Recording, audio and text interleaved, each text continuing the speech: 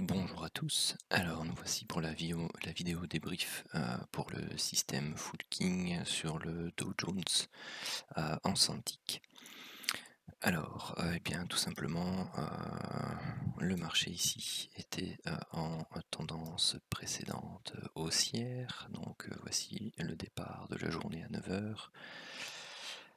Donc celui-ci est à contre-tendance puisque nous ne sommes pas en zone de range long terme. Celui-ci, pareil. Cette divergence-ci eh bien, n'est pas validée par la cassure ici de l'oblique ascendante. Celle-ci, dont le signal est donné à ce niveau-là, eh bien, est validée juste après ici. Mais vous voyez que on ne va pas rechercher ici le contact avec la ligne de tendance long terme. Donc dans ces cas-là, celui-ci je l'ai compté ABE. Pourquoi? Parce qu'on avait déjà pris ici, hop, un bon 30 points, on a remonté. Si vous vous êtes pas sorti ici, parce qu'il ne faut pas oublier non plus que vous êtes ici en tendance fortement haussière, que vous pouvez utiliser ici la technique des ranges court terme, et bien tout simplement, c'est-à-dire que vous voyez à partir d'ici que vous avez un range court terme qui se met en place, vous avez votre point bas, vous recherchez ici la zone où, avec ce chandelier là, et bien tout simplement vous marquez un point haut ici, donc vous avez votre borne haute ici du range, enfin pardon, de la consolidation court terme, vous avez votre borne basse et vous voyez ici que vous n'arrivez pas à la franchir ni à la hausse ni à la baisse. Donc si vous continuez, vous pouvez vous servir de ça pour sortir de position, soit en léger gain, soit ABE, donc que vous l'ayez fait par exemple ici, ou que vous l'ayez fait ici, ou sur la grosse bougie qui casse ici, et bien tout simplement vous êtes quasi à break-even, ou en perte de 3-4 points.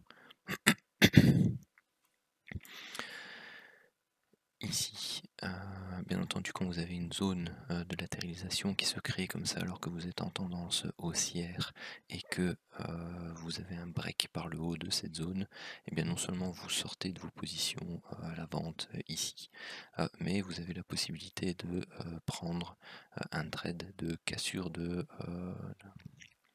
latéralisation, hein, donc une reprise de la tendance haussière, donc vous prendriez position ici, à cet endroit-là.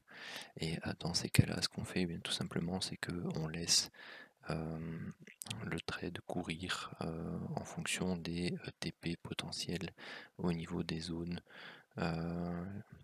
soit des zones chartistes, soit eh bien, tout simplement vous le laissez courir jusqu'à ce que vous venez casser ici la borne basse de votre zone de latéralisation. Donc ici ça n'a pas eu le cas, ça ne s'est pas passé et vous auriez pu prendre bon bah je sais pas moi une vingtaine de points si jamais vous étiez aussi à très court terme, et si vous laissiez courir, bah, vous preniez eh bien quasi toute la hausse de la journée, hein, vous saviez facilement le laisser courir. Donc celui-ci est à contre-tendance.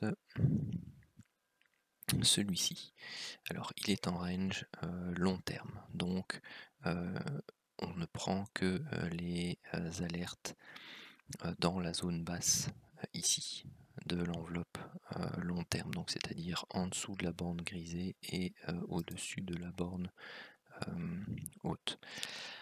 Maintenant, avec l'expérience, ben voilà, tout simplement, vous aviez ici la possibilité de regrimper dans la tendance haussière à nouveau. Donc vous pouviez par exemple attendre le break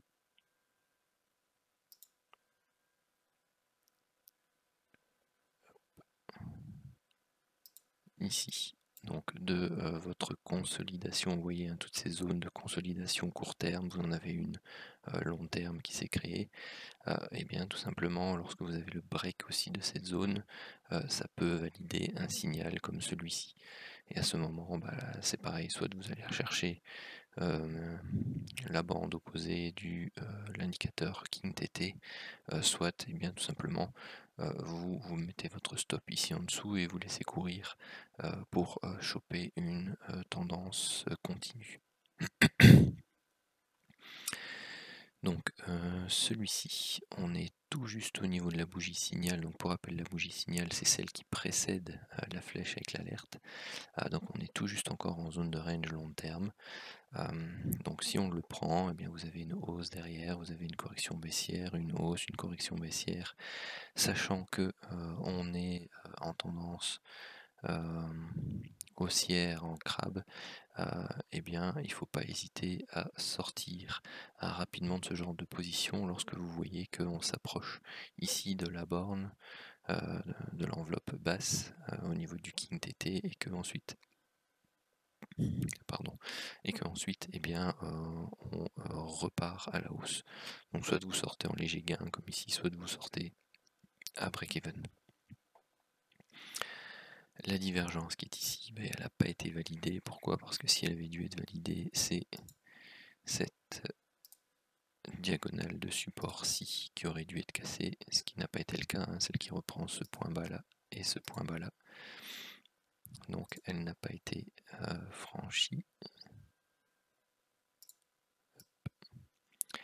Ici, on est à contre-tendance, contre-tendance, tout ça c'est de la contre-tendance, contre-tendance. Hop. Alors ici, ce que j'avais tracé la grande boîte qui est là, et ce que je voulais faire, c'était prendre la cassure de cette boîte-là. Malheureusement, ben, ça s'est produit quand j'étais au téléphone avec un client, donc pas de bol. Celui-ci, ben, tout simplement, il n'est pas pris parce qu'il était dans une zone de range long terme, donc comme le précédent. Ici, cette divergence-là, eh bien, elle n'a pas été validée parce qu'à nouveau, c'est la ligne de tendance qui monte comme ceci. Celle-ci, elle a été validée parce que c'était celle-là qui était très claire. Elle a été stoppée à BE pour les mêmes raisons que la précédente. Tout simplement, on a une baisse, on remonte, on a la chance que ça rebaisse. Donc pour moi, on fait une impulsion ici en 5 temps, on fait une correction en petit A, petit B, petit C.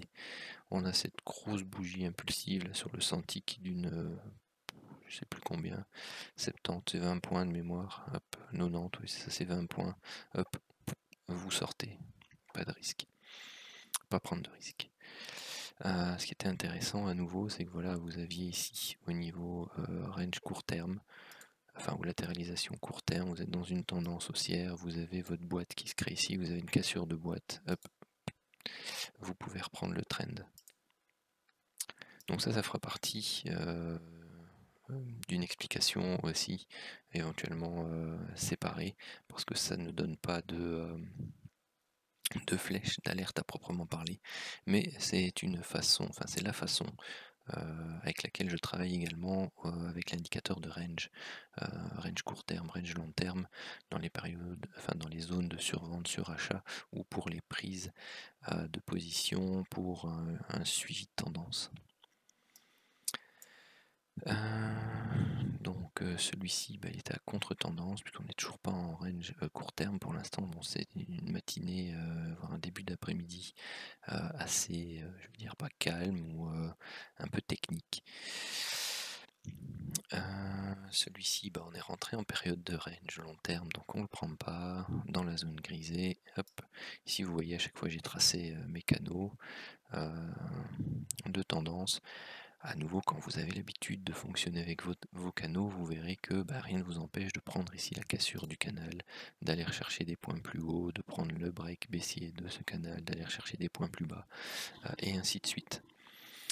Donc cette divergence-là n'est pas validée puisqu'on n'a pas cassé le canal haussier qui est ici.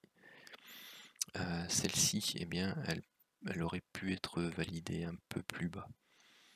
Mais à nouveau, vous voyez qu'elle aurait été stoppée BE. Pourquoi? Parce qu'on baisse, on remonte, on baisse, on remonte, hop, on vient pas chercher notre TP. Ce qui aurait pu éventuellement être fait dans des cas de figure comme cela, c'est que bah, si vous étiez rentré ici, eh bien vous pouviez prendre votre TP ou ici sur le bas du canal haussier qui était créé précédemment. Parce qu'il y avait de fortes chances qu'on vienne rebondir dessus. C'est ce qui s'est produit ici. À nouveau, celle-là je ne l'ai pas gardée, mais vous venez hop, breaker ici, et hop, c'est reparti hein, dans le sens de la tendance. Ici, le canal, hop, vous voulez breaker à la baisse, et ainsi de suite. Donc, celui-ci.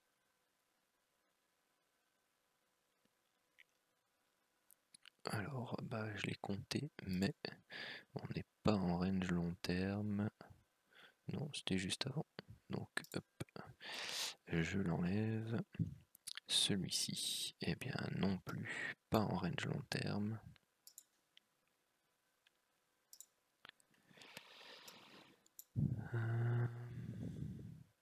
Ah oui, non, pardon. Un peu fatigué, hein, pas en range long terme, donc justement il est dans le sens de la tendance. Donc on le prend.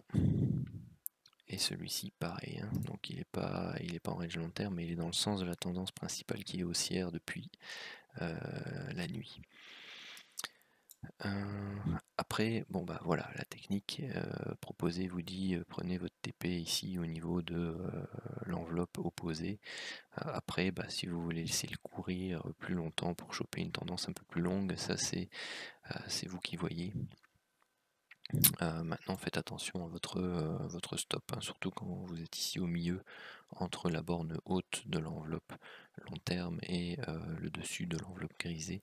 Bon, ici on se trouve en plein milieu, donc il ne faut pas non plus aller chercher des 1000 et des 100. Ici on est un peu plus proche, donc là vous auriez pu laisser courir éventuellement un peu plus ou ce genre de choses, mais ça c'est avec l'expérience où vous pourrez faire un peu de hors-piste, comme je l'appelle. Ici, celle-ci aurait pu être prise à nouveau ici au break du canal. Vous voyez qu'on n'a toujours pas atteint la ligne de tendance long terme. Donc là à nouveau, soit vous aviez pris un TP partiel à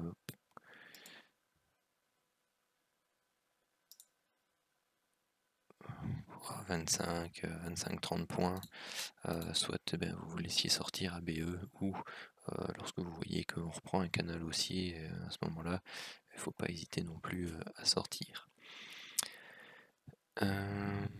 Alors celui-ci il a été donné, mais il est au-dessus de l'enveloppe long terme, et le signal est donné dans une zone de surachat. Donc ce genre de trade, on ne prend pas. On attend vraiment d'être dans la partie supérieure ici de la borne de l'enveloppe long terme.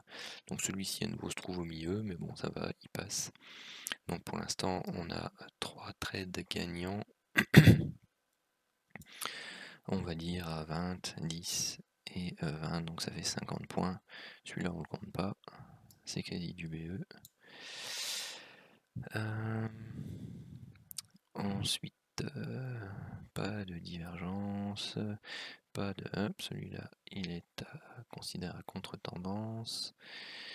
Celui-là il est en zone de range long terme, donc on peut le prendre. Vous voyez ça monte, c'est tout juste, parce qu'on a de mémoire une vingtaine de points, c'est ça, 25 points avec le spread.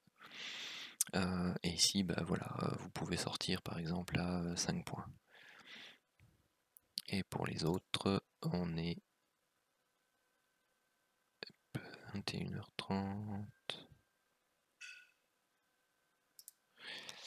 21h30. Alors celui-là, il est donné, il est en zone de range long terme. Si vous le preniez, hop, ça faisait... donc l'un dans l'autre, ici ça fait 15 points, donc avec les 50 précédents, ça fait 65 points. Ce qui nous fait donc un bilan pour la deuxième journée de février de 65 points, avec 5 trades gagnants et 4 considérés comme flat.